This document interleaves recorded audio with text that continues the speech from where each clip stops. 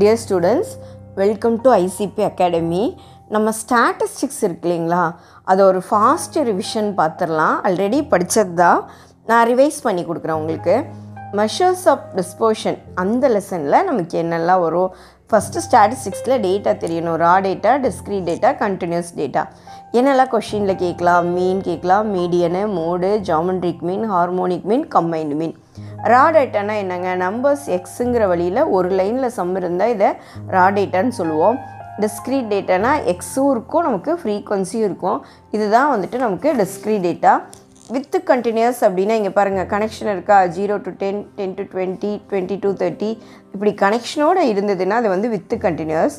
இந்த சம் பாருங்களேன், without continuous 1 to 10, 11 to 20 இதுக்கும் கனெக்ஷனே இல்லை. 21 to 30 இதுக்கும் கனெக்ஷன் இல்லை. இது வந்து வித்தவுட் கண்டினியூஸ். இதில் மீன் எப்படி கண்டுபிடிக்கிறது, ரா டேட்டாவில் எப்படி மீன் கண்டுபிடிக்கிறது. எக்ஸுன்னு ஒரு லைனில் நம்பர்ஸ் நம்மளுக்கு கொடுத்துருப்பாங்க. மீனோட formula sigma x by n. இதில் இருக்கிற எல்லா நம்பரையும் ஆட் பண்ணி number of item 1 2 3 4 5 6 7 number of ஐட்டத்தெல்லாம் நீங்கள் டிவைட் பண்ணிங்கன்னா உங்களுக்கு என்ன கிடைக்கும், மீன் கிடைக்கும். நெக்ஸ்ட்டு டிஸ்க்ரீட் டேட்டாவில் மீன் எப்படி இருக்கும், கொஷின் எப்படி இருக்கும், எக்ஸும் இருக்கும், ஃப்ரீக்வன்சி இருக்கும். எக்ஸும் ஃப்ரீக்வன்சி எழுதிடுங்க. Next step F X. மீனோட ஃபார்முலா என்ன, sigma F X divide by sigma F. Next continuous டேட்டாவில் மீன் எப்படி கண்டுபிடிக்கிறது. கண்டினியூஸ் டேட்டா எப்படி இருக்கும், 0 to 10, 10 to 20, 20 to 30, 30 to 40 நீங்கள் இருக்கும். அந்த கொஷின் எடுத்து எழுதிக்கோங்க. இதனுடைய அடுத்த ஸ்டெப்பு மிட்எக்ஸ் பண்ணிடுங்க. இது ரெண்டுத்தையும் ஆட் பண்ணி டிவைட் பை 2 போட்டிங்கன்னா அதுக்கு பேர் என்னங்க, மிட்எக்ஸ். ஒவ்வொன்றையும் அதே மாதிரி பண்ணிகிட்டே வாங்க. நெக்ஸ்ட்டு ஃப்ரீக்வன்சி கொஷினில் கொடுத்துருப்பாங்க, அதை எடுத்து எழுதுங்க. அப்போ இந்த சம் டிஸ்க்ரீட் டேட்டா மாதிரி மாடலில் ஆயிடுச்சு. ஸோ எஃப்எக்ஸ் எழுதிக்கோங்க. மீனோட formula sigma F X divide by sigma F. எல்லாத்தையும் ஒரே மாடலில் நம்ம கொண்டு வந்துட்டோம். நெக்ஸ்ட்டு மீடியன் வந்துட்டு உங்களுக்கு வந்துட்டு ரா டேட்டாவில் மீடியன் இருக்கும்னா இப்படி நம்பர்ஸ் ஆஃப் ஐட்டம் கொடுத்துருப்பாங்க இல்லைங்களா, இது எல்லாத்தையும் நீங்கள் ஃபஸ்ட்டு அசெண்டிங் ஆர்டரில் எழுதுங்க. மீடியனோட ஃபார்முலா n+1/2th ஐட்டம்.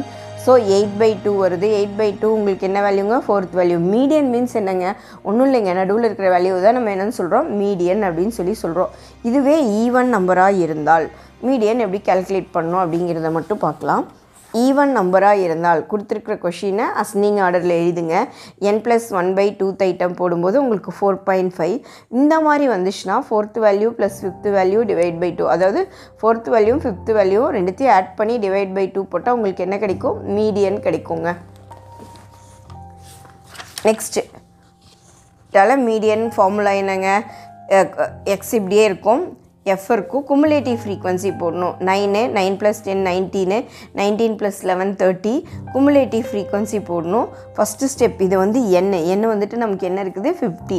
ஃபார்முலா என்னங்க, n/2, 50/2 25. இப்போ இந்த 25 இங்கே எங்கே ரீச் ஆகுது அப்படிங்கிறத பார்க்கணும். இந்த இடத்துல ரீச் ஆகுது. 30க்குள்ளே தான் என்ன இருக்குது, 25 இருக்குது. அப்போ எல் வந்து 20, n/2 25. குமுலேட்டிவ் ஃப்ரீக்வன்சிங்கன்னா இதுக்கு முன்னாடி இருக்கிற value 19, frequency 11, class interval 10. Formula என்னங்க, L + n/2 - CF divide by F into C. இப்போ இந்த ஃபார்முலாவில் இதை கண்டுபிடிச்சிட்டு ஒன்றும் இல்லைங்க, குமுலேட்டிவ் ஃப்ரீக்வன்சி போடணும். போட்டதுக்கப்புறம் n/2 25 வருது. 25 இந்த லைனில் எந்த இடத்துல ரீச் ஆகுதுன்னு பார்த்துட்டு இது L, இது CF, இது n/2, இது n/2, ஃப்ரீக்வன்சி 11, கிளாஸ் இன்டர்வல் 10. இந்த ஃபார்முலாவில் அப்ளை பண்ணோம்னா நமக்கு ஆன்சர் வந்துடும். L + n/2 - CF divide by F into C. Next mode என்னங்க, ரா டேட்டாவில் ரிப்பீட்டட் வேல்யூ தான் நமக்கு மோடுன்னு சொல்லுவோம். வந்த வேல்யூவே திருப்பி 2-3 டைம் வந்துச்சுன்னா நோ மோடு. டிஸ்க்ரீட் டேட்டாவில் மோடு என்னங்க, எக்ஸு எஃப் இருக்கு இல்லைங்களா, டேக் ஹையஸ்ட் ஃப்ரீக்வன்சியில் ஹையஸ்ட் வேல்யூ என்னவோ அதனோட எக்ஸ் தான் நம்ம என்னன்னு சொல்லுவோம், மோடுன்னு சொல்லுவோம்.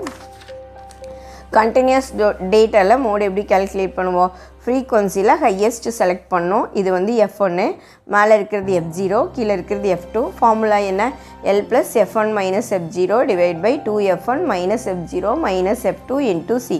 இந்த ஃபார்முலாவில் தூக்கி Lங்கிறது நமக்கு 13, Fக்கு F1 இருக்கு இல்லைங்களா, அதோட ஸ்ட்ரெயிட்டாக இருக்கிறத தான் நம்ம என்னன்னு சொல்லுவோம், Lன்னு சொல்லுவோம். இந்த ஃபார்முலாவில் அப்ளை பண்ணிடுவோம். நெக்ஸ்ட்டு ஹார்மோனிக் மீன் அப்படிங்கிறது இதான் கொஷின்னு வச்சுக்கோங்களேன். 1/x 1/6 1/10 1/12 இப்போ ஒரு வேல்யூ நமக்கு கிடச்சிருக்குங்களா. ஹார்மோனிக் மீனோட formula n divided by sigma 1/x. என்னங்கிறது number of item, sigma 1/x 0.45. இதான் வந்து ஹார்மோனிக் மீன். ஜாமெண்ட்ரிக் மீன் பாருங்கள், 4 வேல்யூ கொஷினில் கொடுத்துருக்காங்கன்னு வச்சுக்கோங்களேன். 3, 6, 24, 48ன்னு எல்லாத்தையுமே டபுள் டைம், அதாவது 4 வேல்யூ கொடுத்துருந்தா எல்லாத்தையும் மல்டிப்ளை பண்ணி 2 டைம் ரூட் எடுத்தால் ஜாமெண்ட்ரிக் மீன் கிடச்சிரும். ஞாபகம் வச்சுக்கோங்க, ஒரு கொஷின் கேட்பாங்க. அதே 3 வேல்யூ கொடுத்துருந்தா க்யூப் ரூட் எடுக்கணும். 3 வேல்யூ கொடுத்துருந்தா நீங்கள் என்ன எடுக்கணும்? க்யூப் ரூட் எடுக்கணும். இங்கே பாருங்கள், 3 வேல்யூஸ் கொடுத்துருக்காங்களா, க்யூப் ரூட் எடுத்திருக்காங்களா. ஹார்மோனிக் மீன் பாருங்கள், எக்ஸும் எஃப்